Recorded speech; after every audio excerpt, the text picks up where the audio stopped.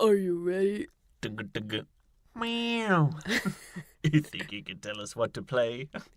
Dooka dooka. Meow. I like it.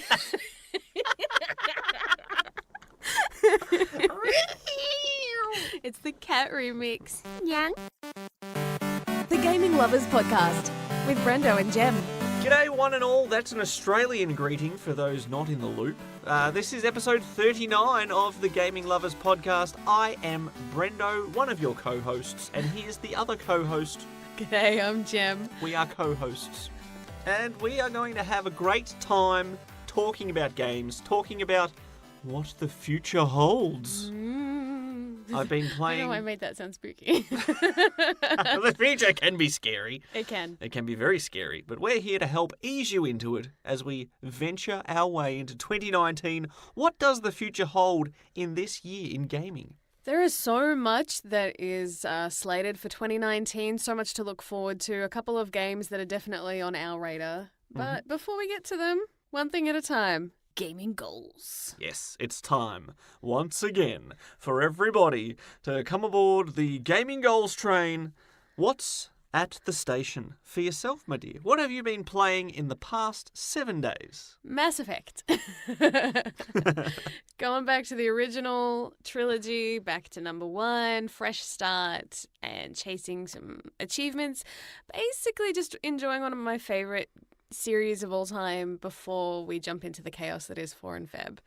So I don't have a whole lot to report. Most of what I guess that I've been doing this week that's noteworthy has more to do with you.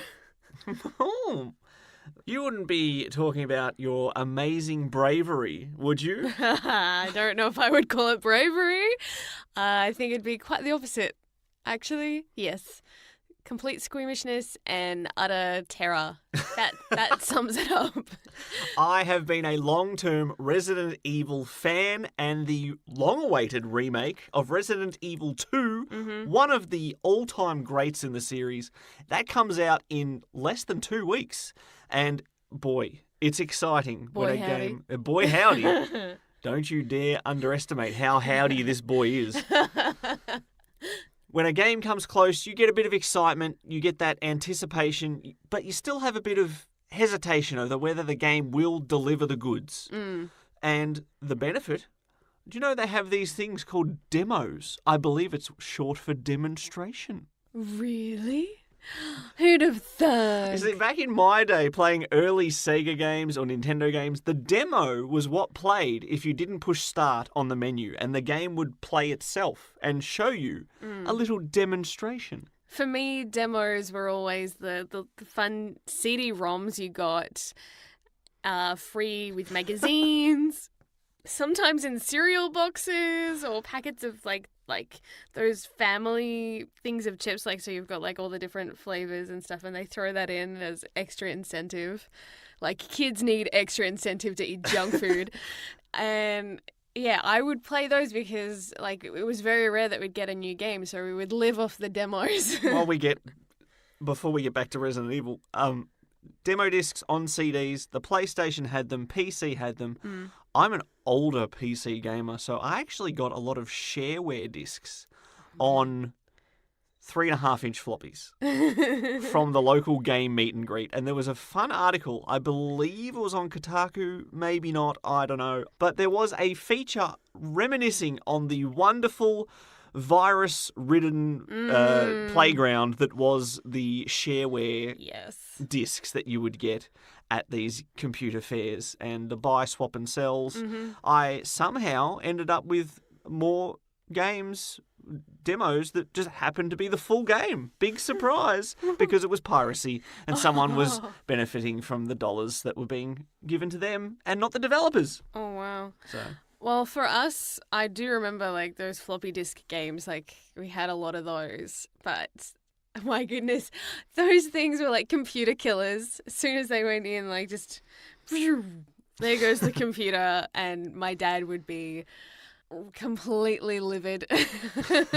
When I guess some of the rarest times we would see him like get truly angry, and not at us, but like see him trying to fix something that he doesn't understand, was both entertaining and terrifying. Well, thankfully, video game demos are available now through much more legitimate means, including, but not limited to, the PlayStation Store, where I found the Resident Evil 2 space 1 shot demo. Now, that 2-1 may confuse some people, but you get one shot, 1 30-minute session to try out the new Resident Evil 2 gameplay, new camera work. I mean, this is if you didn't recognise the scenery of the Raccoon Police Department, you'd think it was just a completely different game because stylistically, controls, graphics, cast look a bit different, different scripts, different layouts. It's exciting. And I knew for a fact that I wanted to give it a shot because this was one of the games I was on the fence about. I wasn't sure if they would be able to borrow that setting from Resident Evil 2, Resident Evil 4, 5, 6 style gameplay. Would it fit together nicely? Or would it just fall apart like a shambling zombie corpse? And out of the goodness of your heart and with very minimal coercion, you volunteered to co-pilot the session. I don't think I volunteered.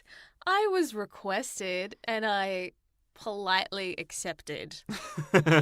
I was not going, yes, let me watch you play. No, it was okay. For the good of the podcast, I will sit and I will watch this game. Now, she sounds like she was complaining in advance, but then she was filled with excitement. Joy was flowing as she got to experience the high-definition R18 plus grisly gore that followed. So after finding out that streaming was blocked, we have just gone to classic audio recording. How does it feel, like, graphically, though, compared to the old one? Camera is a bit further back than it was in Resident Evil 4, for example, which did used to frustrate me. It felt too tight. Oh. You're going to crawl underneath the broken door. The big keep out sign on it. Yep. Let's go With in. lots of blood stains, too. Yes! No, thank you. Graphically, it looks pretty schmick. They've got the creepy music going. Nice lighting into a dark hallway. I hate that kind of music. Open up! Hurry! Open up! Open this damn door! Which one? I'll get you out! It's this one. Oh, you were heading the right way. Who is this? Please! Help me! Nah, just give me the key card or whatever's in your head. Give me your other hand! Get your legs in, man! Oh. No. Make it stop. Ew. It's only sausages. No, I don't like seeing guts. I don't think he's going to make it, honey. Look, it said do not obstruct on that door. That's where he went Oh wrong. my gosh. I put so many shots into you. You were down I'm on half my last. your bullets. Well, I'm on my last. You've gone clip through already a whole clip. on 2 zombies. Why is the music still tense? Because there are other zombies. You ran past them. They're corpses, maybe. Everything is zombies. The fact that they don't stay in the room that they are in is problematic. Your aim is shocking. Oh, what else is new? Is it because I'm here? No. I don't know if he's going to stay down. Where's my torch gone? I'm just trying to be quick. Oh, hello. Zombie. Fat zombie. Oh, he is fat. Oh, Oh! he's well fed. Oh! And you've been bit. Nah, it's alright. I've got protagonist immunity. He's left a huge hickey on your neck. Oh my god. You're shooting Every at shot. atrocious. Every second shot you have missed. Down goes fat boy. If only you had a real fat boy from Fallout to finish him off. Fat boy. I said down goes fat boy, not up. If you shot their legs off, then they wouldn't be able to chase you at least. Oh my gosh, crawl, you fool. Before you end up with sausage. Freaking jump scares! I hate them so much. Oh, someone's going to save me. Oh, that was disgusting. Marvin Branner. He's gonna turn. Yeah. Do I know my Resident Evil? There was another offstride. I could. East Wing or West Wing? The West Wing is forbidden. Alright, we'll go the East Wing then. Above where we were before. Is this the sort of game you would play? No. Not at all? No chance? No chance in hell. Not going to be on the foreign fed? No. When I said going outside my comfort zone, I did not mean this genre. No. Let me just check his face. Oh, don't look. Don't look. What did that to him, darling? I don't want to know. I'm going to board this window up so no one can get in. Perfect. Now, if my... Oh, I should have boarded this one. Why did I waste my boarding? He wants the vending machine candies.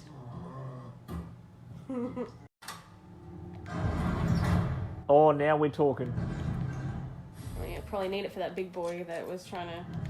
What's all the noise? Someone's trying to get in. Yep, called it. Franklin. Oh, he took it too. Oh.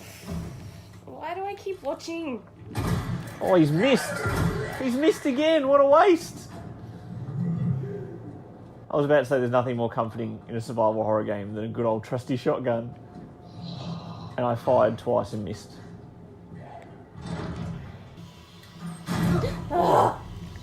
Homeboy. You dead? He's not chasing you.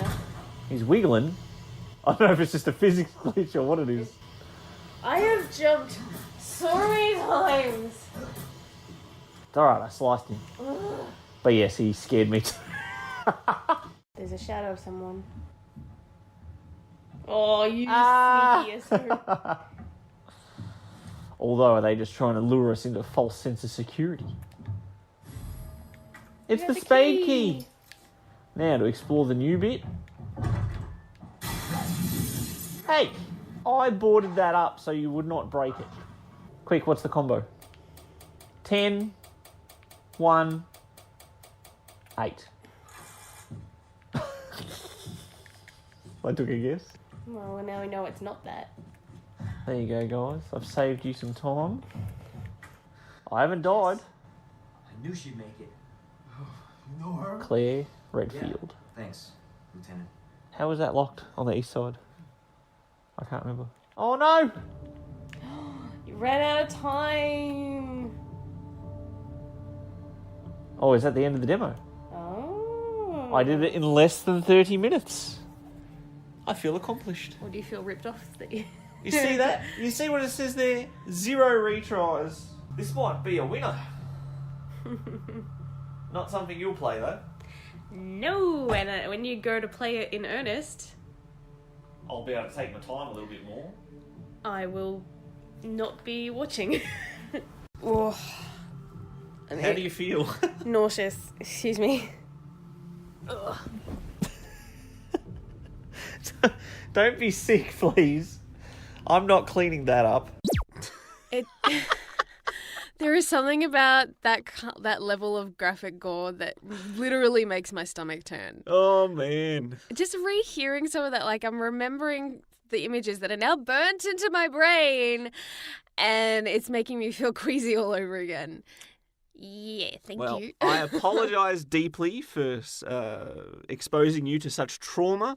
I, however, had a brilliant time playing that demo. I know. It got me excited. Resident Evil 2 Remake, which I will call it that for the entirety of its gaming life, because I refuse to call games by a sequel name when there's already a game with that name. It's very confusing.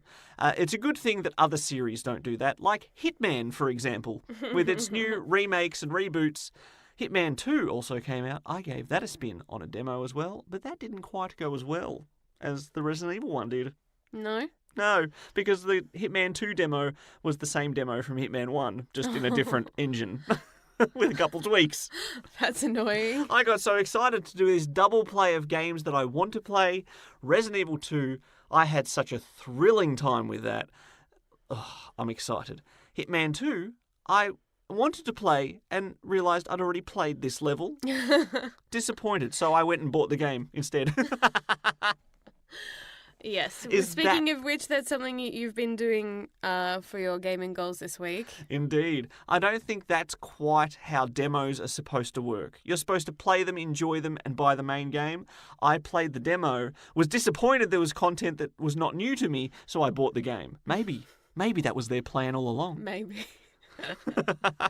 Honestly, at this point, you're a big Hitman fan. It would take a lot to disappoint you, I think. So it didn't matter what they spat out. You were going to buy it at one stage or another. See, sometimes people get offended when they paint you with that sort of brush. Oh, you're a Hitman fan. You'd love it all. And you go to protest and you say, well, just a second. No, actually, you're quite right with that assessment. I am a big Hitman fan. I've enjoyed every game that I've played in the Hitman series, and I've played all of the main games. And Hitman 2 is no different.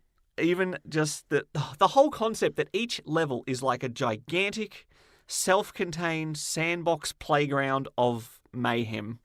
What more could you ask for? It's clever mayhem, though. Not your Grand Theft Auto 5 mayhem. This is planning, finding intel, finding those beautiful, sweet moments where just a chandelier is just dangling, just teasingly above a person's patrol route that you have to eliminate. Knocking people out, taking their clothes, two of my favourite things in life. The fact that there is so many mini achievements in this game to make you want to replay levels and experiment. I'm not a big fan of immediate replays. If I play a game, I like to try and move on and try something else. I replay when I get that urge to revisit a game. Hitman, I love to replay. I love it.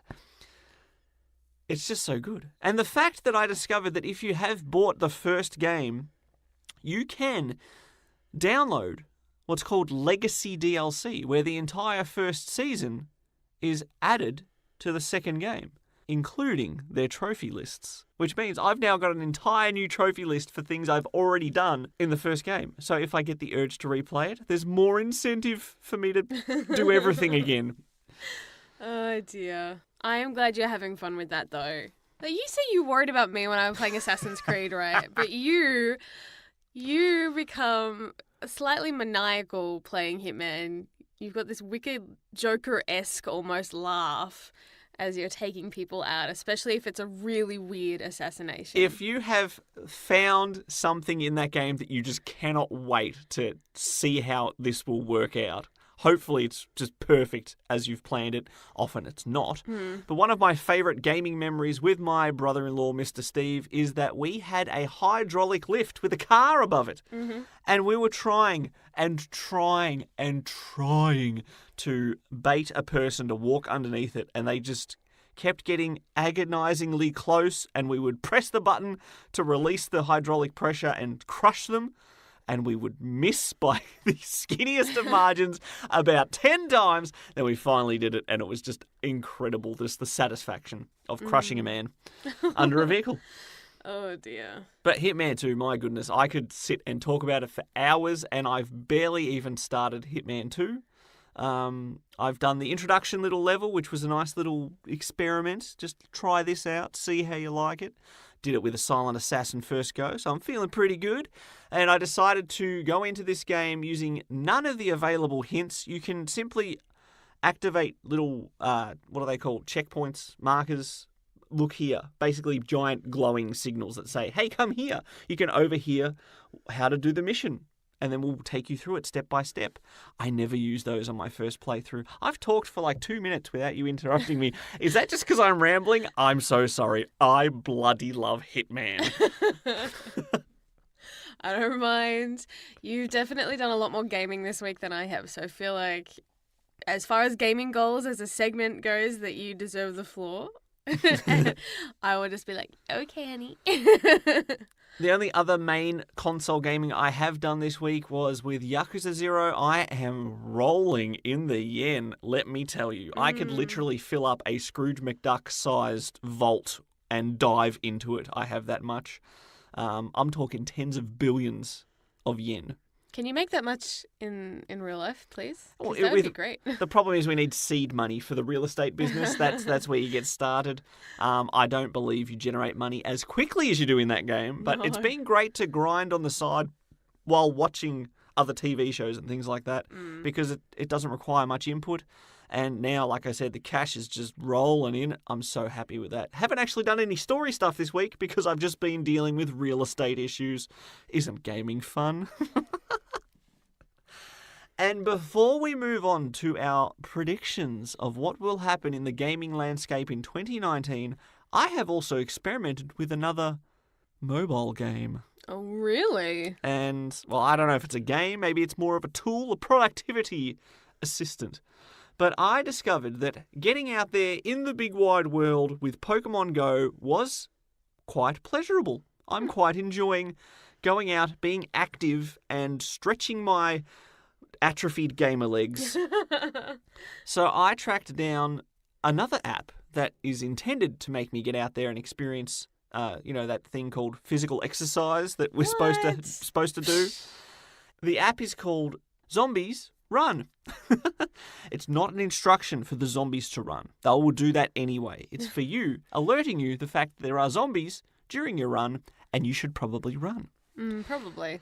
It's an app which allows, if you give it the permissions to, which always seems a little bit scary when you're enabling an app to take control of certain aspects of your phone, but you can allow it to interrupt your music playlist while you're out on your jog, your walk, or your run, and suddenly you get a transmission from your base about whatever zombie-related mission to give you a goal on your actual physical run. Whether it be, we have reports that there's a lost child, and we need you, Runner 5, to go and track them down and bring them back to safety before they get eaten. And you're like, well, I can't just casually jog now. I need a sprint for the next 400 meters to get this imaginary child to safety. It's fun.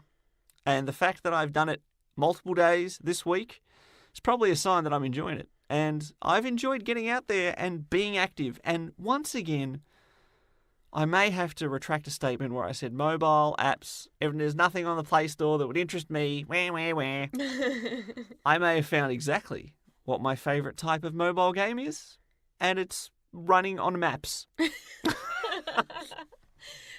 Ones that are a bit more real-life interaction, huh? Yeah, a little bit, helping fulfill that the motivation to have exercise. Now, I know it's more than just like the radio prompts and things that it gives you while you run, but there's also an actual gaming element to it. Yes, as you continue your walks, your runs, you will get little notifications in your headphones saying, picked up a pair of underpants. And you're like, wonderful, that's just what I wanted to find on this walk in the back streets. Scare yourself, sometimes you need a fresh pair of underpants. So...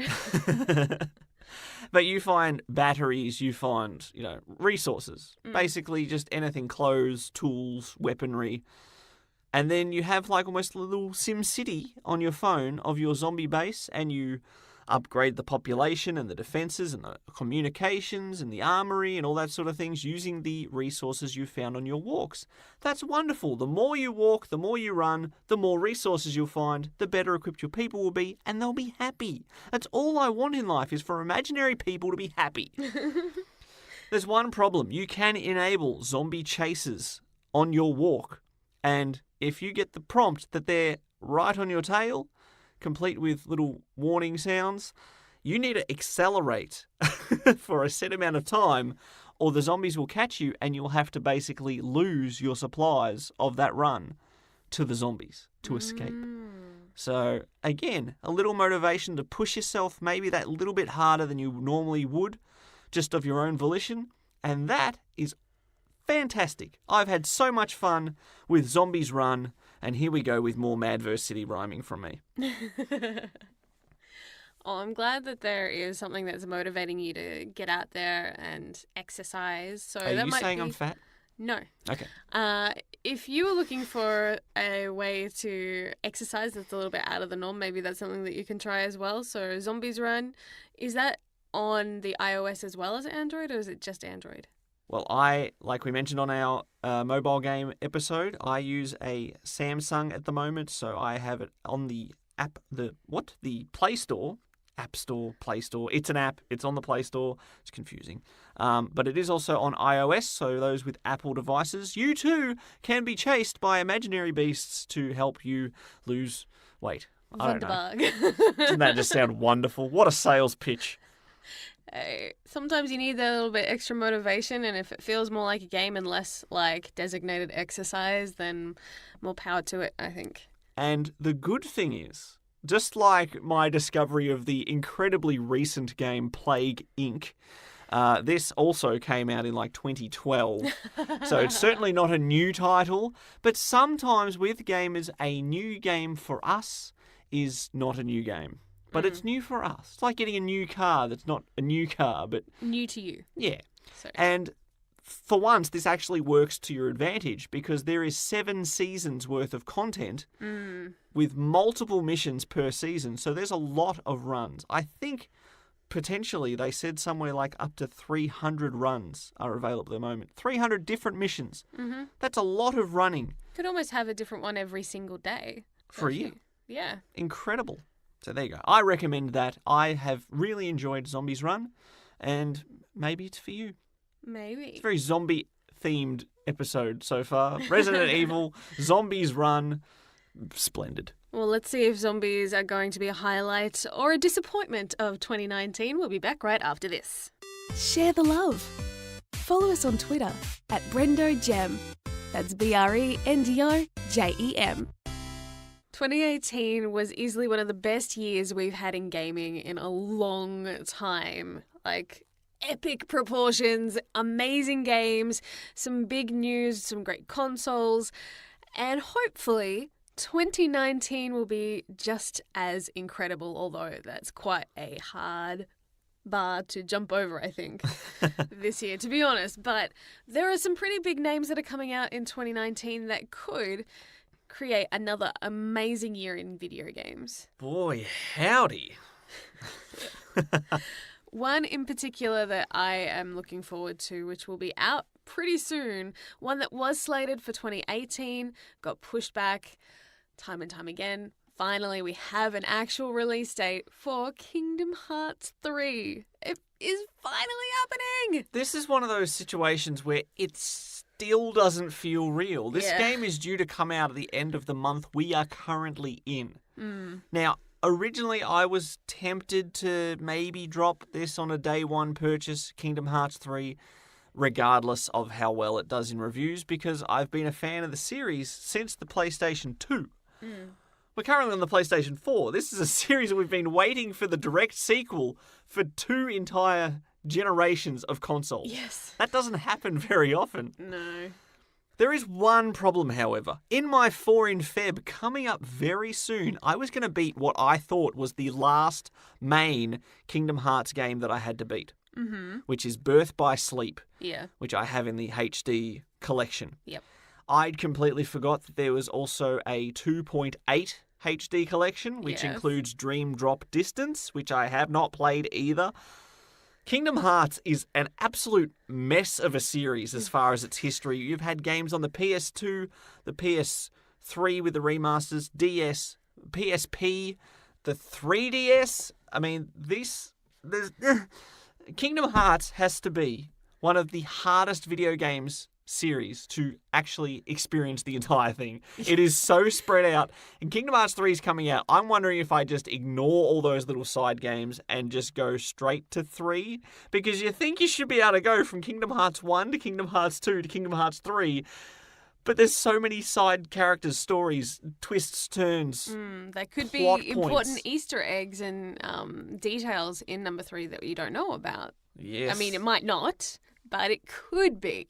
And it's one of those risks that you take if you like exclude side content in a series that loves its crossovers, basically. So you kind of want to cover all your bases. If there's a series that I love, I try as much as I can, and sometimes this is definitely to my detriment, to play the entire series start to finish, see how the developers tweak things over the generations, over the sequels, see what the director's vision is for the entire scope of works, and that's why I am still nowhere near playing Assassin's Creed Odyssey, because I want to see the entire series through.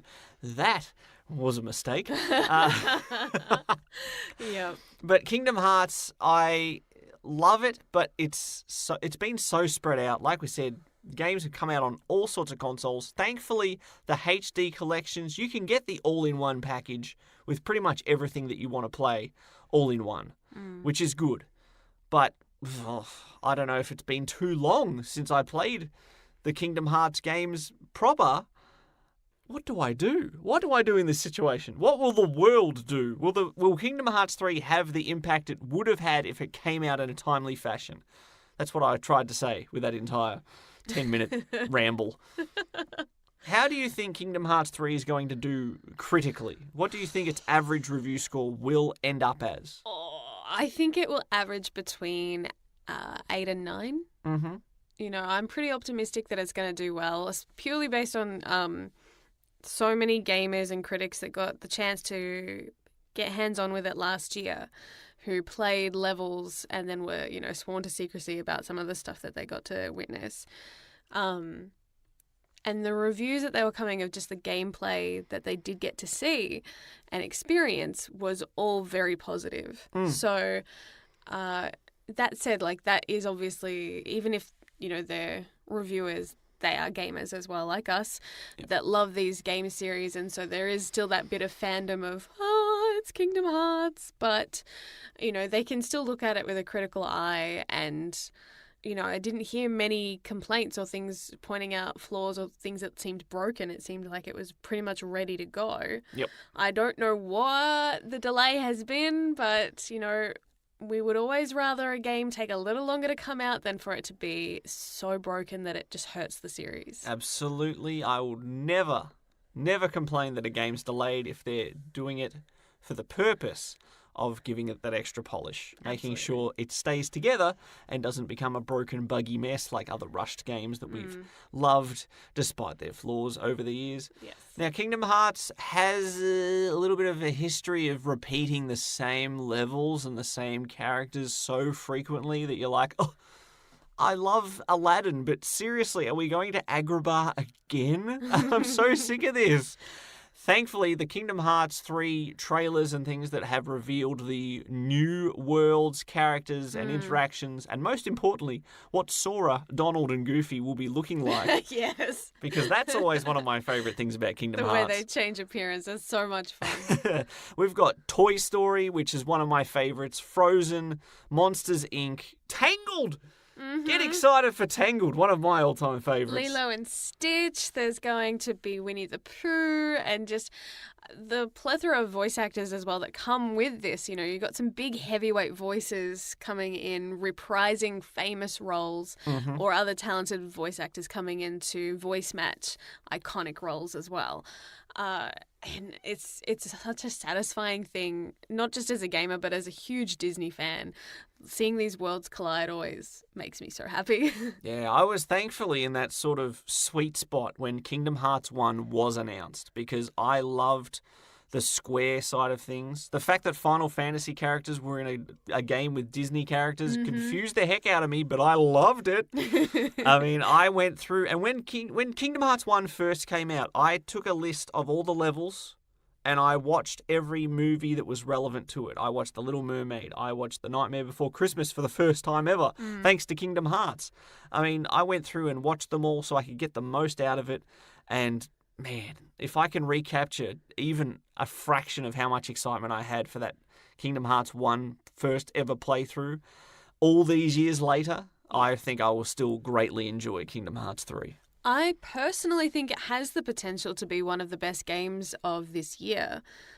that said, there could be a dark horse that comes out of the woodwork later on in the year. You know, there's always a lot of big titles that get dropped a month or two before Christmas. But I've only just recovered from this one. I only just survived this one without buying anything crazily. But that said, I still feel like Kingdom Hearts 3 is going to be easily one of the biggest titles of the whole year. You seem incredibly optimistic. I am. I'm pretty positive about this one. Other games, not so much. Well, let's move on from that to talk about something that I know will make you grind your teeth. You're smiling already. This is not good. Now, you love BioWare games. I knew it. Knew you were going to go there. Let's put on our little fortune teller hats, get our crystal balls out, and see what we think the future holds for Anthem. Anthem has already been quite divisive. Yes. Because when you take a studio as loved as BioWare, if you've enjoyed a BioWare game, you've probably enjoyed multiple BioWare games. The styles are usually similar enough that you can jump sort of settings. From one to another, yeah. You can enjoy the Star Wars aspects with Knights of the Old Republic. You can enjoy Jade Empire for its, Eastern martial arts settings. You can enjoy Mass Effect for its enormous space opera, completely original world. And maybe you even enjoyed Dragon Age, like some of us have. I mean, you've got all these different settings, different worlds they've made. They've crafted characters and stories and experiences that we've loved. They're starting to sort of lose their footing a little bit in the past few entries. And then they've gone and got us an online squad-based shoot and loot experience. It's like a half and half too. It's not purely an online game, but it also has a part where it shifts into what looks like from every demo that I've seen thus far, a first-person story-based section. Like when you go back to your base, that's when it's your story. You decide, you make the choices in that world and interact with people like characters. But I'm like, they've gone first person for that? That seems like a really bizarre choice. And that might not be the case when the game actually drops. I don't know, but everything that I've seen... I'm fairly certain it is. Yeah, and that personally irks me. But then maybe I need to change my mind about online games, and I feel like I've been too hard on them. But it just really annoys me. And I'm trying to be objective, and it's very hard for me to do that. Especially knowing that so much has been put into this one game. If Anthem sinks, BioWare sinks. It is make or break time for this studio. The problem is, it looks like it could be tilting towards break. Yeah. Now, I've already experienced this almost identical situation with the developer Bungie, right? They made Halo, and as soon as I got my hands on that fat, chunky Xbox original controller, he was a big boy. Yep. Myself and my good buddy, the Falcon, and yes, again, that's another thing I must say in its entirety, my good buddy, the Falcon, we played so many hours of Halo. We played so many hours of Halo 2, and then by the time Halo 3 came around, it was starting to lose its steam and its luster. Just didn't quite have the same magic, but we still enjoyed it for what it was. And then Bungie went and said, we're turning our attention to this online team-based shooter called Destiny. And I had zero interest in it because I didn't like the look of it. I didn't like the experience, the play style. It just wasn't for me. It's not what I enjoyed Halo for. And when you like a developer, you like their style, you can sort of trust them with other projects. But something about it just didn't click for me. I didn't have any interest in it. Anthem, I am having the same feelings about. Yeah.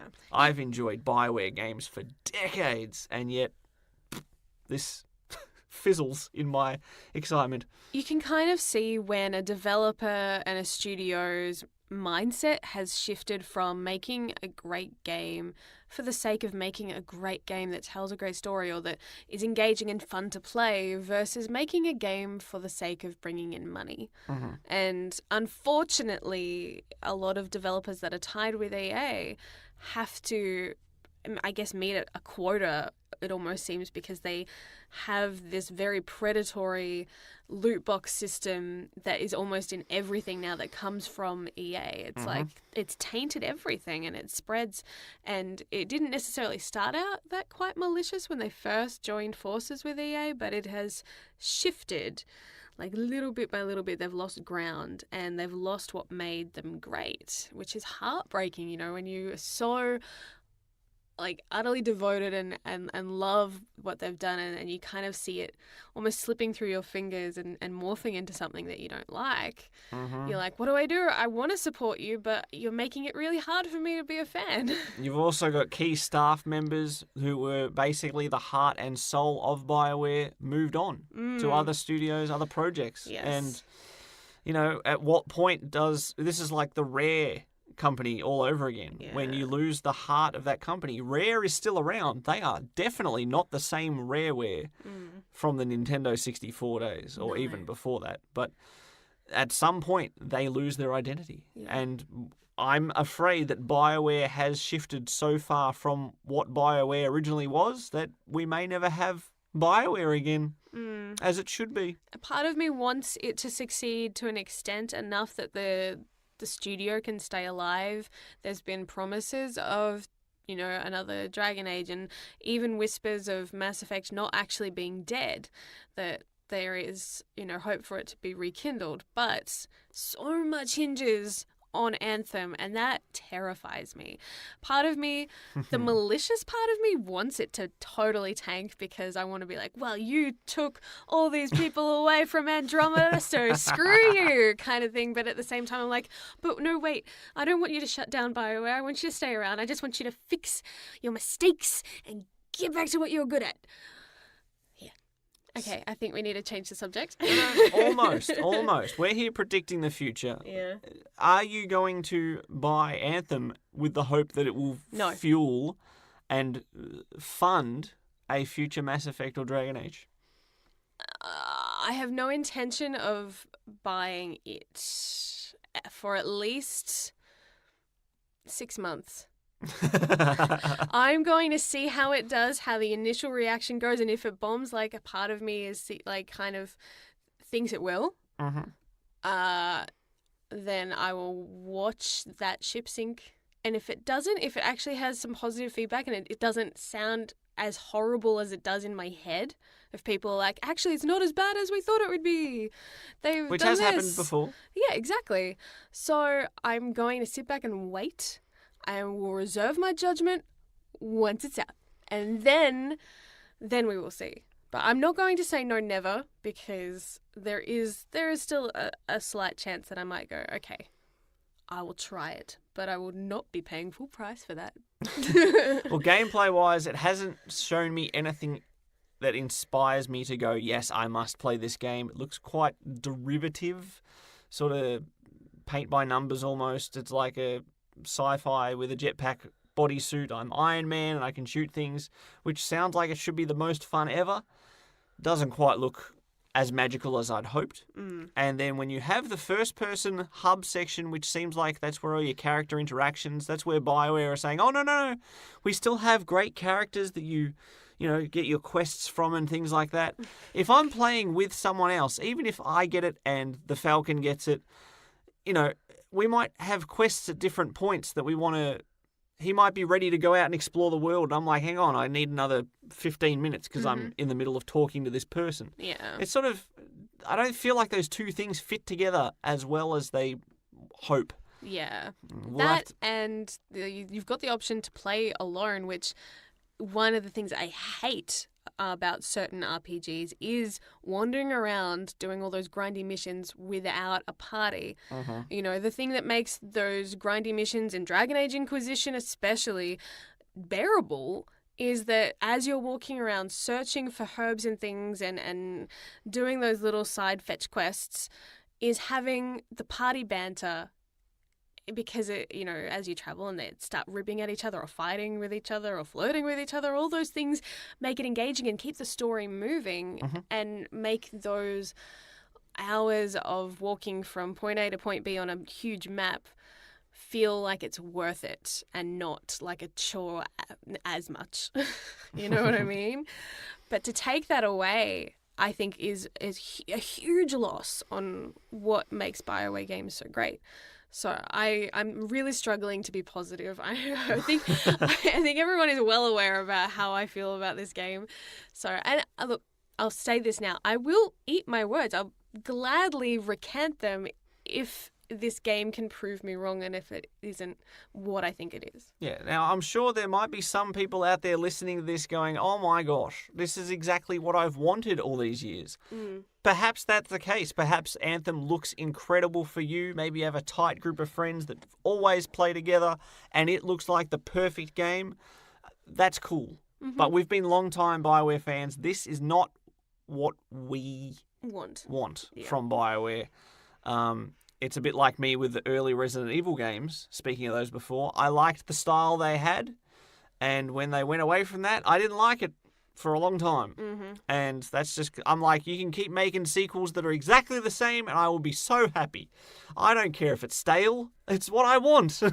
Sometimes you want that same meal because it's the comforting meal that you've grown up with. Absolutely. You see it in businesses all the time. It doesn't have to be with the video game industry where they start off small, but sometimes they hit a point where they're so big that they don't know how to handle it, and that becomes the beginning of the end. Most empires cause their own destructions. And you see it time and time again throughout history where they self-destruct. I hope I'm wrong. What review score do you anticipate? Average review score for Anthem. What will it be? What was it for Andromeda? I'm curious. I'm wondering if some of them will be deliberately skewed from angry fans. I wouldn't put it past them to deliberately score it down out of bitterness. Will it be below a 7? Possibly. I'm imagining a 6. Oof. Somewhere in the 6s. But, so the gameplay stuff, it does look beautiful still.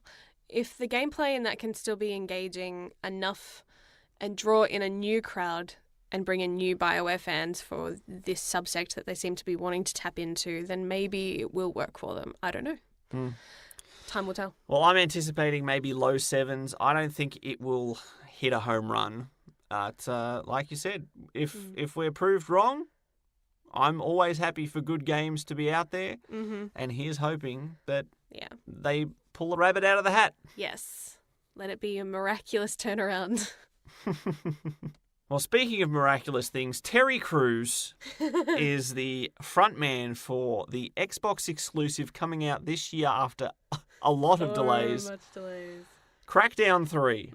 Now, this is a series that debuted early on the Xbox 360. Another example of a sequel that feels like it's been almost too many years away from when it should have come out.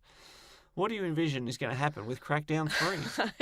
I have a feeling this still has issues going on. So I don't know enough about the backstory, probably because I haven't researched it anywhere near as much as I've researched what's going on with BioWare. But I do know that there's been a lot of a backstage politics and issues with this getting developed, hence why it's been delayed so much. But I have a feeling that this is going to come out to some lukewarm feelings. I mean, as much as we all love Terry Crews, he can only save so much. Crackdown was your definitive super soldier with superpowers, basically. Cartoony, shoot 'em up in a city. And the problem is, everything that Crackdown did well in the first 2 entries in its series, since then, other games have done better. So much better. I mean, this is not a Uncharted and Tomb Raider reboot example where they're both great. This is you've got Crackdown, which was good for its time, where you had super speed you could unlock and super jumps and stuff like that. But now you've got games like Spider-Man on the PS4, where you've got the freedom of moving around a city. Even Saints Row 4 featured so many superpowers that it did with aplomb. Not a word I use often. And I don't even know if I Especially pronounced with it wrong. that game. It's not a word you'd associate with the Saints. Aplomb. But even like infamous Second Son, as far as using superpowers in a world where you're fighting crime, for example. I mean, there's so many examples of games that have top-notch polish that have done those mechanics supremely well. Will Crackdown 3 be able to do it? I'm not sure. Again, I'm looking forward to seeing if they surprise me, but I anticipate Crackdown 3 will not be the great hope that Microsoft intend it to be, because they desperately need some exclusives to hit home runs that are not racing games, because that is all they seem to have at the moment. Yeah. It's an interesting time as far as consoles go, because at the Game Awards you had the big three on stage together and being unified, which is such a rare moment and so cool to see. But at the same time, you kind of know that as much as they'll smile in front of everyone, behind the scenes and in those boardroom meetings, they're plotting against each other to see who can one up and who can have the best sales every year.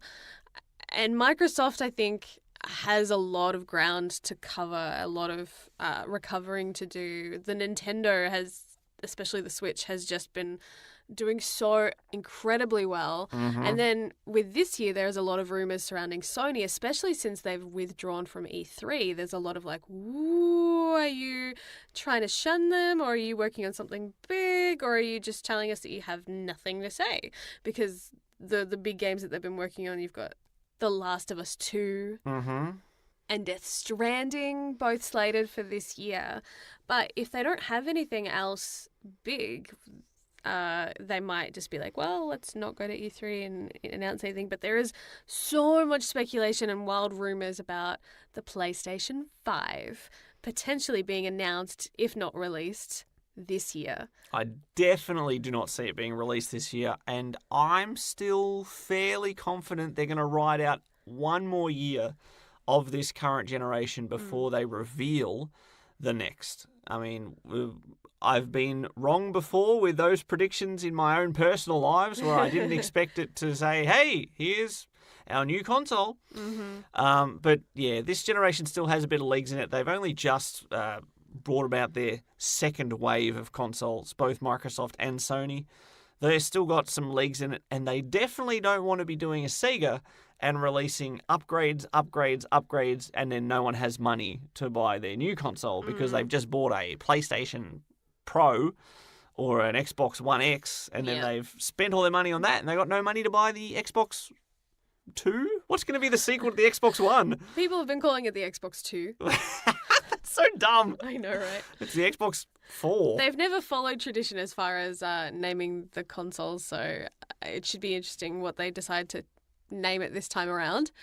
But there is also speculation about the Nintendo Switch potentially having an upgrade version as well. Well, it is Nintendo. It's what they do. They cannot sit on a bit of hardware. They always have to release.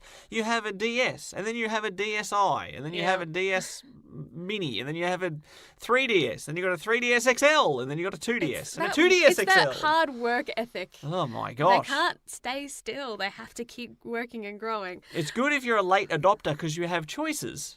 But if you've already invested the money, you're like, well, now there's a better thing of the one or I if you're bought. a collector and you want them all, it gets very expensive. But the rumors are that it's not like a brand new Switch. It's just the screen will be a bit better, and so you should still be able to use the same Joy-Con. So it's not necessarily going to be a bigger screen, just higher quality graphics, faster RAM speed, all that kind of stuff. So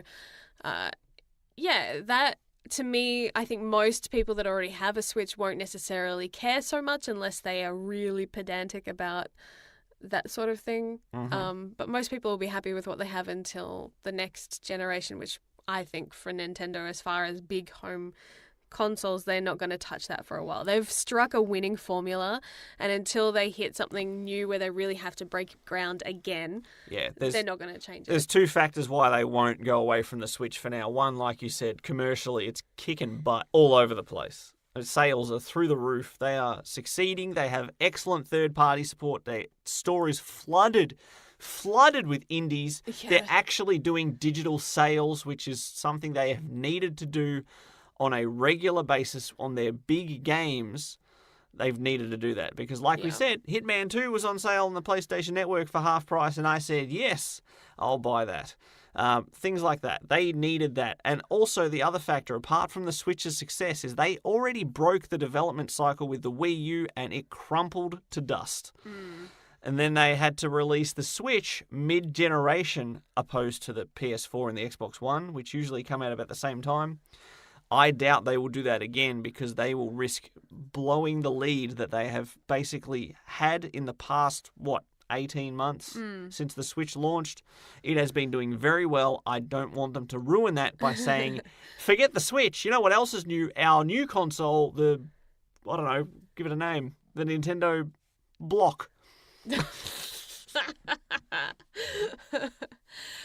It's fun to speculate. Obviously, nothing is set in stone as yet. There might be announcements made after we've recorded this. We're not entirely sure. So, but as of recording this is all still speculation and hearsay. But there's something fun about trying to predict what the year is going to bring, especially with things that you're so excited for. And we've got a few more games that we want to speculate on after this. You're listening to the Gaming Lovers Podcast. Want to join the conversation? Visit thegaminglovers.com. Record your comment or question by clicking on the button on the right-hand side. And you could be featured in the next podcast.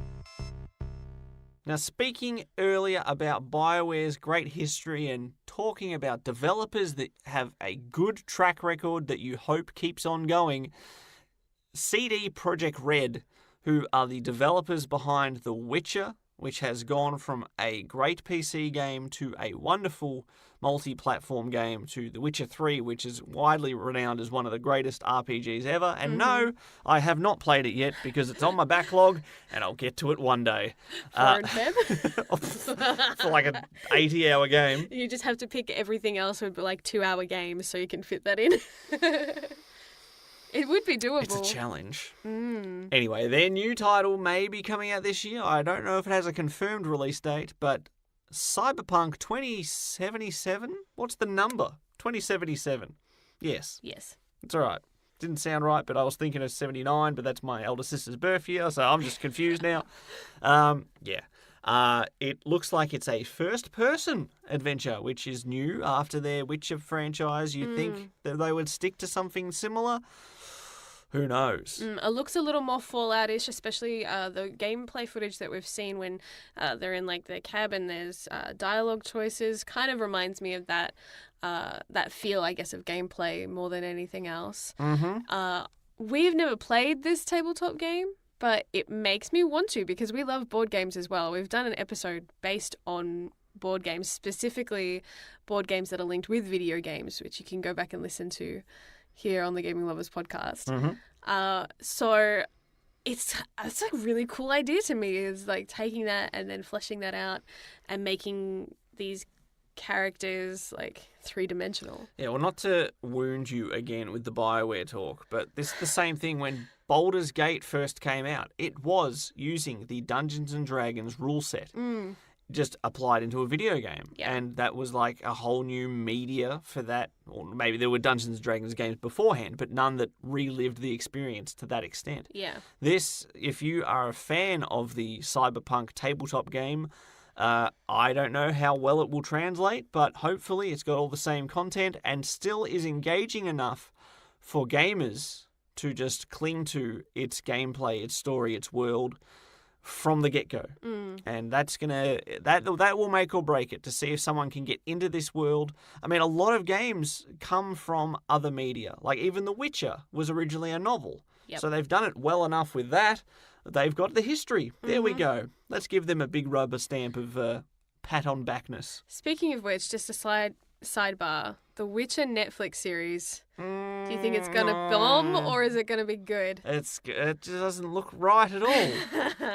But Henry Cavill, I know some people take a huge issue with him in the lead role, but he is a huge fan of the series. So does that make you feel a little bit better? No.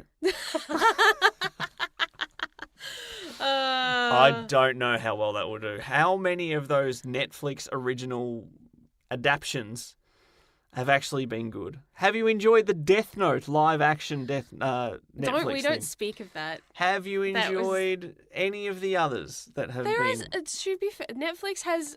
It is hit and miss. There are some though that are really good when they bother to put the time and effort into a series.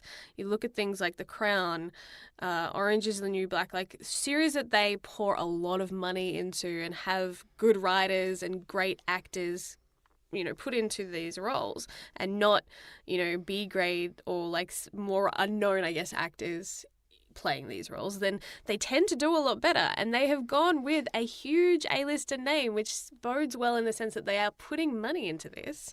So hopefully it will not suck.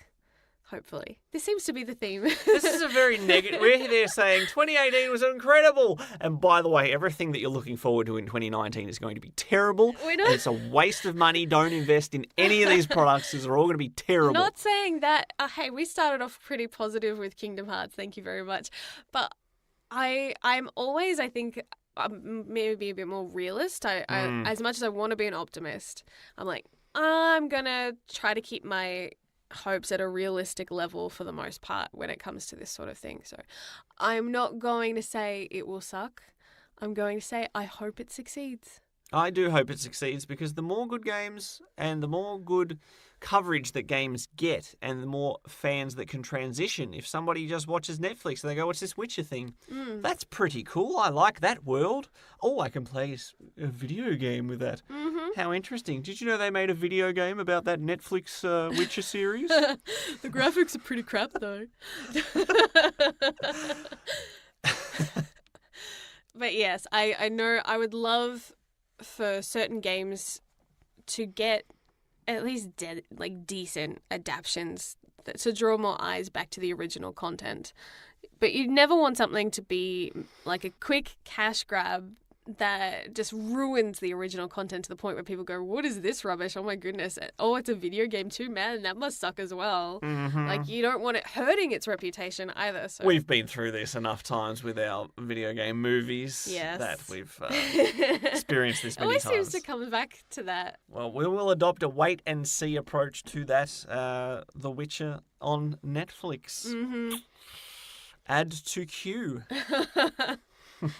One game that had a bit of hype a couple of years ago at E3 and then has really simmered down quite drastically to the point where it was barely even mentioned this past year at E3 is another zombie apocalypse game, playing another broody, Daryl-esque character in Days Gone. What are your thoughts? Yay or nay? Oh, first time I saw it, I had trepidation about it just being The Last of Us light. It's got the same sort of look about it, the same sort of setting, sort of rural America, zombies, woods.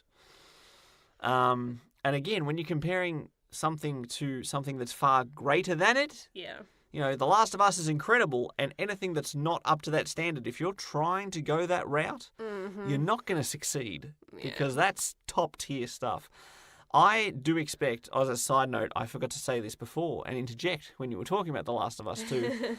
I think that will definitely come out this year. I do not expect Death Stranding to launch in 2019. Oh, really? I think Kojima likes to sit on his little nest eggs for a lot longer than most developers, so I think we'll be waiting a little while longer for that. You never know, though. You never know.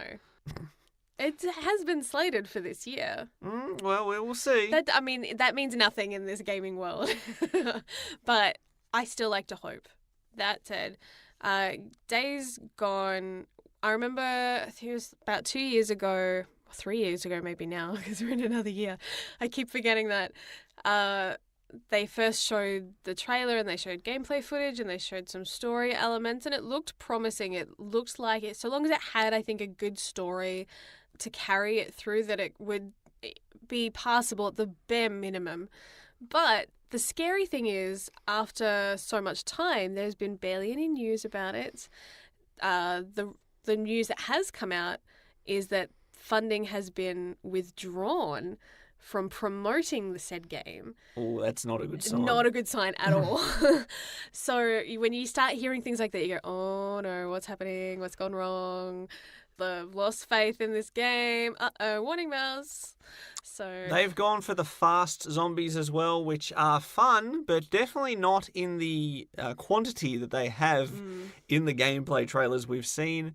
It's going to be a tough one. I don't want this episode to be so negative and filled with trepidation about the fears we have for these games. yeah.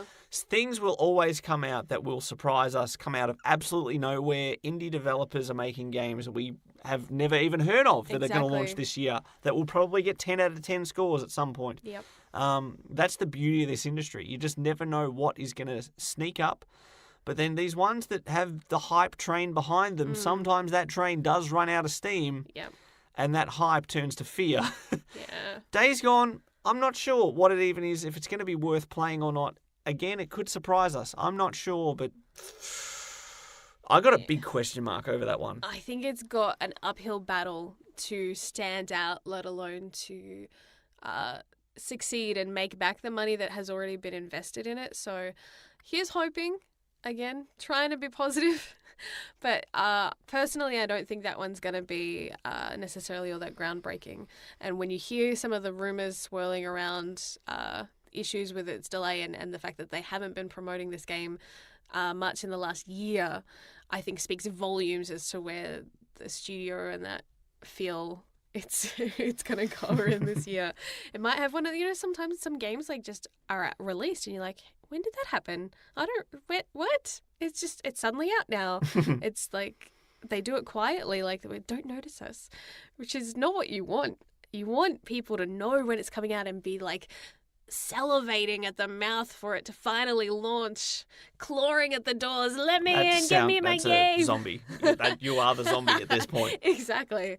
But yeah, it's one of those games where I'm like, oh, that might be possibly one of the flops of 2019. Possibly. It's entirely possible. I'm sick of talking so negatively. We've been on like a streak of like 4 games we've talked about where it's basically just been, it's not going to be good. Sorry. Let's talk about something that will get you excited. There is definitely been confirmed a new mainline Pokemon entry on the Nintendo Switch. Now, those who found Pokemon Let's Go Eevee and Let's Go Pikachu too simplistic, too basic, too dumbed down, here's your hopes and dreams. A new entry on superior hardware, fully 3D world. Do you expect it to sell millions and millions and millions of copies? Yes, I do. Without a doubt. They always do. Like, it's one of those games that doesn't need help selling itself. Like, it sells. As soon as they're on the shelves, there are people there that are ready to buy them because they are avid fans, and we tend to fall into that category. We haven't bought every single edition or iteration, but we've kind of had a rekindling of our Pokemon love over the last year. It happens to me every 3 years or so. I'll fade off, and then 12 months later I'm like, oh my gosh, Pokemon is incredible. I love Pokemon. We were actually out earlier today playing Pokemon Go, and I was trading a Pokemon with another friend, and another friend came over and like, what are you playing? And then they're looking over at our phones and they're like, is that Pokemon? And I'm like, you betcha. Like, it's still amazing, and I will totally not be ashamed of that. So I am looking forward to seeing where the new setting is and what they're going to bring, if there's going to be brand new Pokemon introduced. I believe there will be an entire new generation. Now, I'm more interested in the gameplay mechanics side of things to see whether there will be Pokemon in the wild like there has been in Pokemon Let's Go. I would love that. Will there be multiplayer, co-op, drop in, drop out like there has been in that? Because that was enjoyable as well. It was. There were quite a few steps that Pokemon Let's Go made that I thought were winners, and I'm curious to see if they see the success and the popularity that certain things have, whether they adapt that into the series, even if it wasn't in the original plans for this new mainline entry. And most importantly, there'll more than likely be 2 versions, because there always is with Pokemon. Will we be buying one or both? I think that depends on our financial situation. So I will just say Maybe at least one. Well, if you have your Switch and I have the new improved Switch, then we can get both, so it's fine. No waste of money there at all. Another game that is definitely on people's radar for 2019, Devil May Cry. 5. Yeah. The fifth. The fifth. Devil May Cry the fifth. Fifthening. the fifthening. Devil May Cry. I don't see this one dropping the ball at all because this is just going to be a modern adaptation of a already successful franchise with fast gameplay.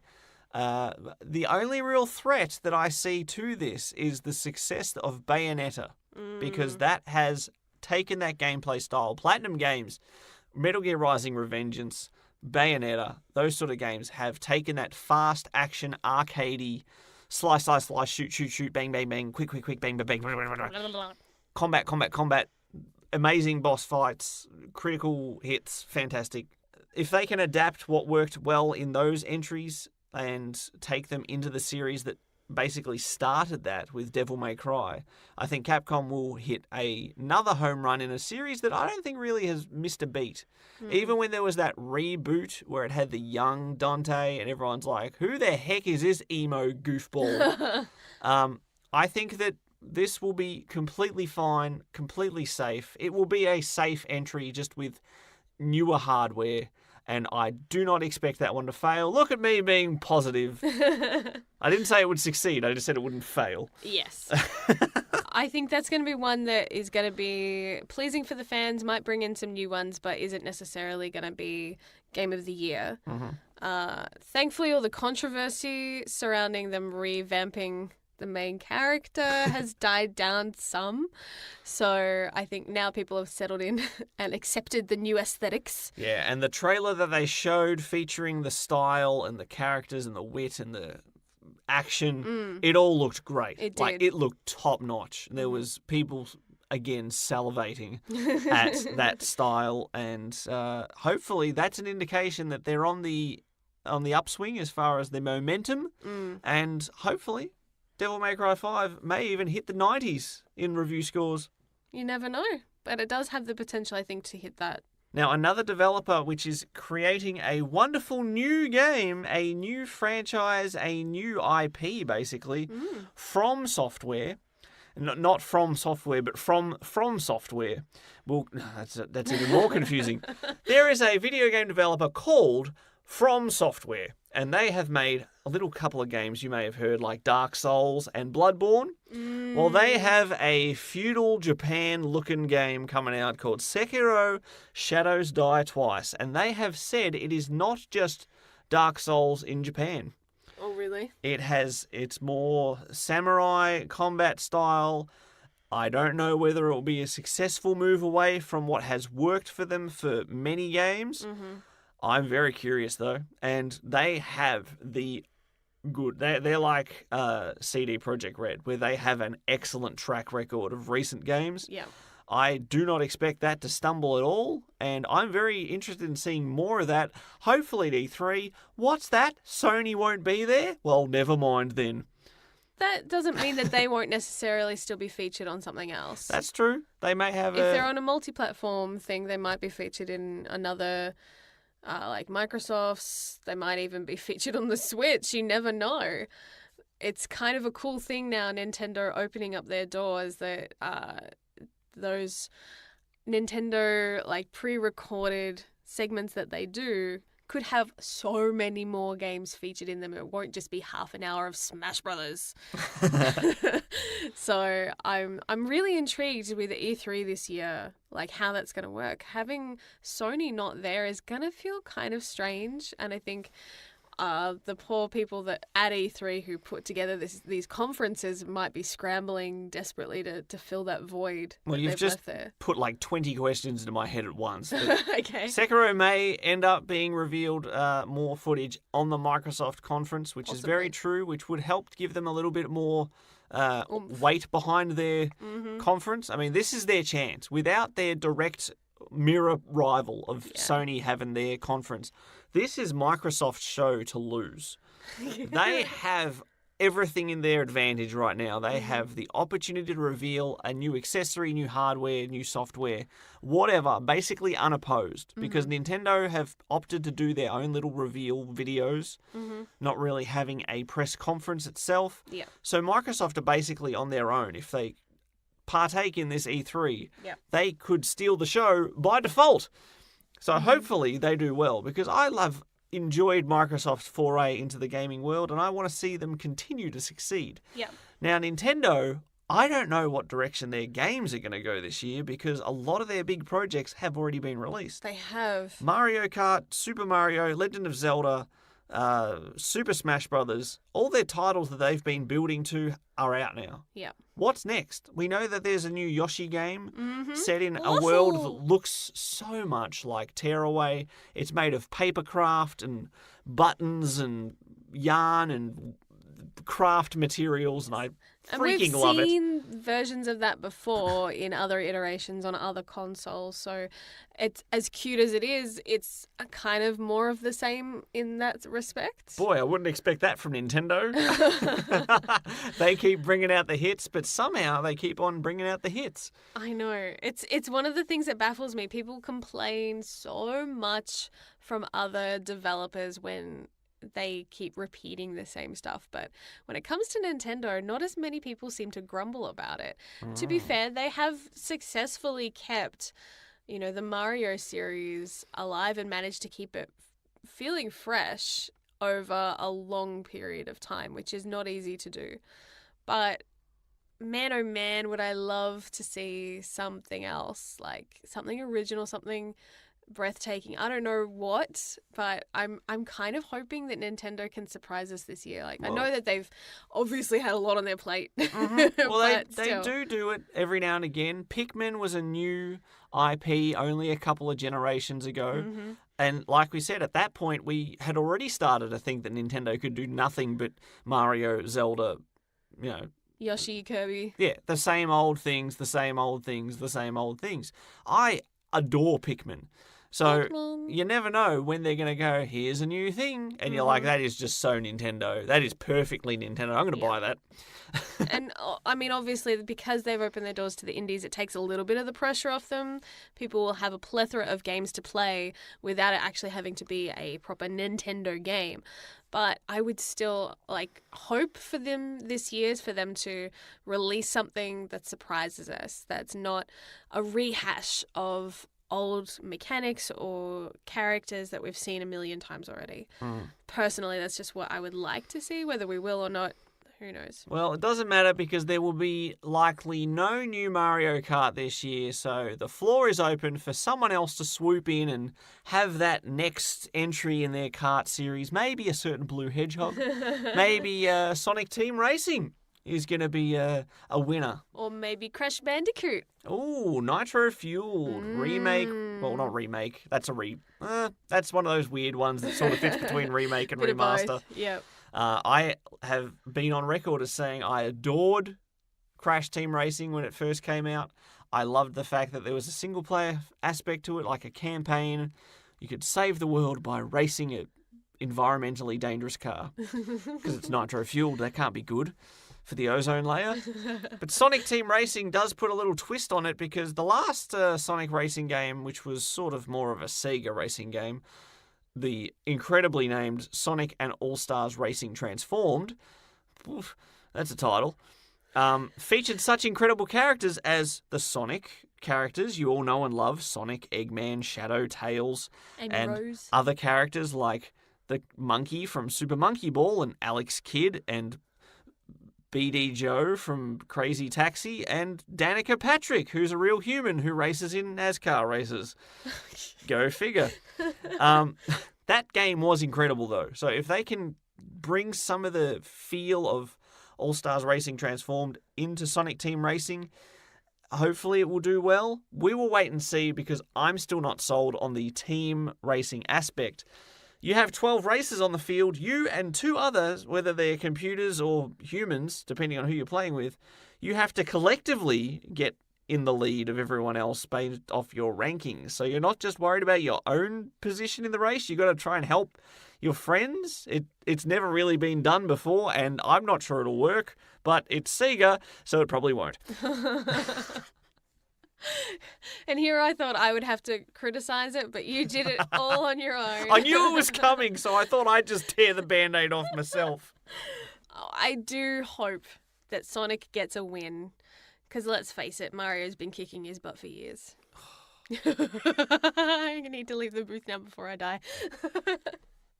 Well, whatever 2019 holds in store for us, good, bad, ugly Sonic Team Racing, whichever it is, we're looking forward to experiencing it. And most importantly, for my good self, that means playing all the games I missed in 2018. Mm-hmm. I'm perpetually a year behind the times. That might not be such a bad thing, because comparatively, there aren't as many big blockbuster names that have been announced for this year as there were last year. So if you've got a little bit of catch up to do, that's not such a bad thing. That said, Just wait till November.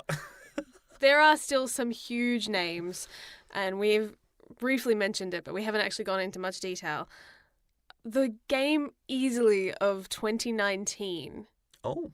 The Last of Us 2. Mm-hmm. Because how could it not? This, I can almost guarantee you, will launch in that November window of Yeah. 2019. And will win so many damn awards. You might as well just delay your game to next year, everyone else, because you're probably not going to be able to compete with it. Naughty Dog, if we're talking about the developers with the great track records, Oh my word. when is the last time Naughty Dog made a bad game? I I don't can't think think it's of been any. on record. Yeah, It was which is before pretty the records amazing. began. It's pretty amazing, though, that they have managed to release so many amazing games, and ones that are pretty different as well. You look at Crash Bandicoot versus Uncharted and The Last of Us. Like, Jack and- Uncharted and The Last of Us do play a little more similarly, but Crash Bandicoot is such worlds apart. So, Crash Bandicoot was sort of a simple platformer. They had openish world platformers in Jack and Daxter, which were fantastic. Uncharted, like you said. And now with The Last of Us, which was probably what I would call a masterpiece. I cannot wait for The Last of Us Part 2, which I believe is what its name is. To see this 5-year jump in time since the end of The Last of Us. Yep. To see what the characters we know and love are up to and how their relationship is still interacting and what new characters are going to make us either laugh or cry or both. And it looks like we'll be playing more as Ellie this time, as she's, a young woman and still very scary. Oh man, seeing the gameplay at last year's E3, it looks as vicious as ever, but still as breathtaking as well. Like, the attention to detail. There's no doubt in my mind that this game is going to do immensely well. It's just whether it will hold up. I think story is going to be a big catalyst for this one. I think if people don't love the story as much as the first part, then that could be what kills it. Maybe not kill it, but at least hurt its ratings as far as comparing to the first one. That said, sometimes the sequels can outdo the first one. But that often only happens because the original is good and then the sequel is great. In this case, The Last of Us is above great. Yeah. Can the sequel live up to it? I think it will. I am looking forward to playing that. That is exciting times. Who knows? Who knows? Yeah. What do you predict it will score as far as reviews go? The Last of Us Part 2 will not be beneath 95%. Ooh. There you go. I agree with you. I think it will be... I would be surprised. I think reviewers would have to be pretty vindictive or really hate that series to rate it any lower than a 9 or a 4 out of 5. That's the one that takes those review scores down It when someone is. gives it a 4 out of 5, because that's an 80. When it gets That'll bring when you they average blend them down. all together for Metacritic. Mm-hmm. As far as this year is concerned, what gaming news are you looking forward to? What things that haven't been confirmed to be released, but like things that you know are in the works that you want to hear more about, what, like things at E3 that get announced, that sort of thing. You know, when Atlas does their little video midnight conferences. Nintendo Directs always get me excited because sometimes I never know what's coming to come. You never know what they're going to show. What do you hope to see this year? I am just very curious, and I'm using the word curious, not excited, about the Final Fantasy VII remake. I don't think any of that will release this year, but I want to see more of it. Yep. I want to see what... remakes are tricky. Yes. Resident Evil 2 may not be as successful or as loved as the original was, but it still looks great. Final Fantasy VII, again, is that top-tier, nostalgia-driven... It was the best game I ever played. It was a life-changing experience. And now you've got the technology to make a fantastic, top-notch version of it. Yep. But they're tweaking the combat, tweaking everything. Will it work? I'm not sure. I'm looking forward to finding out. I am looking forward to hearing about new games. And I know that Bethesda have kind of teased us about some new IPs that they're working on last year, and I want more information. I'm itching to find out about Starfield. Things like that have got me intrigued, and I'm always kind of got my ear to the ground a little bit for certain developers that I love and seeing if there's other stuff that they've kind of been secretly working on and seeing if they're going to like drop any hints or news. That's the beautiful thing about this industry, is that you know that there's developers out there that are just putting that last bit of polish before they reveal what they've been working on that absolutely nobody outside that company knows about. It's always going to come. You never know what's going to be revealed. That's why I check news articles on gaming websites every day, because I don't want to miss any articles. I don't want to miss any headlines. I don't want to miss any game announcements. You might listen to your favourite video game related podcast just for that very reason. You never know. You never know what you're going to miss if you don't do it. So make sure you listen to every episode of The Gaming Lovers. Not that we're necessarily the most up to date because we're weekly. We're not like a news site, and most of our episodes aren't necessarily about current games news. anyway. It's very rare that we do this. It's only when big things happen or certain times of year when we like to focus on what's happening around us or reflect. But this year does still have a lot of promise in it, and I'm looking forward to what's already been announced, but I'm also secretly hoping for some pleasant surprises. Well, we can be as down as we want during this podcast, but still be walking forward with optimism. Yes. And that's what we'll try to do with smiles plastered across our faces. Let's look towards the future, dear. What do you intend on playing in the coming week? Mass Effect.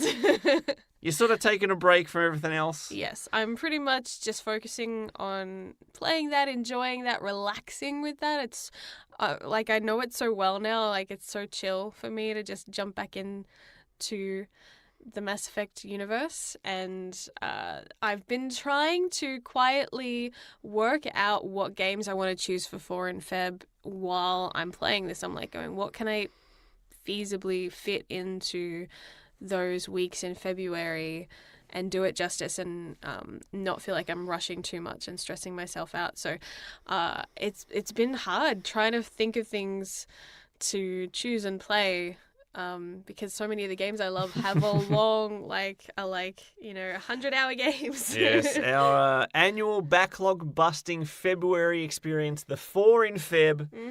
We're looking forward to that. There'll be an episode dedicated to that coming up at the tail end of January. And yes, I am also taking my nominations. I'm interviewing the games in my backlog this week and seeing who's right for the job. Can't have anything too big, like you said. And I've got so many 40, 60, 80, 100-hour games that I'm like, why are games so long? And then I play something that's like 6 hours long and I'm like, why are games so short? I think you can get away with playing one long game in that time, so long as you can balance it with a lot of short games. That you can knock out of the park quickly to help you move and get that momentum going. Because once you beat one game, it helps you move forward. But we will delve into that in a couple of weeks. No, but it's fine. I just wanted to establish that you're just taking a little palate cleansing. Just wiping that slate, getting rid of that residue of whatever other games you've been playing, making sure it's nice and clean and ready for a whopping great February. It's going to be good. What about you? I'm playing many things. I look forward to more time with Hitman 2. I'm still only on the first main map, like I said, so that's the beauty of it. I can replay that as many times as I want. I'll still find new things to do. It's also a brilliant game to play when I have that February deadline because I can do so many small sessions of Hitman. If I want to do a quick run through a level, at some point in February, I can do 30 minutes of Hitman, have some fun, suffocate someone in a birthday cake, and move on. So stuff like that, it's brilliant.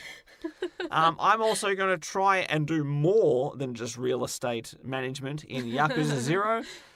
Probably no chance of that happening because I enjoy that minigame so much. Can I just point out the way that minigame works is so much like a mobile game inside a console game. Yes, but you're addicted to it. It's only a small part But of you're the entire addicted thing. to The it. only reason I'm But doing it you're is to generate money because I can level up my combat skills by using the money. So it's a means to an end. It's not the end itself.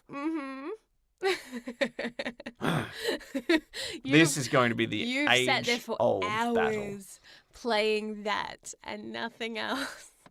So I feel so vindicated when I see that. I'm like, you secretly do. You just don't want to admit that you love it. You know you love it. Doesn't matter what it plays like. It's on a console, so it's not a mobile game. Suck it. I'm speaking mobile games though. I'm probably going to be running from imaginary zombies at some point using Zombies Run. I'll be playing Pokemon Go like I do, and also something I forgot to mention at the start of the episode: the forest.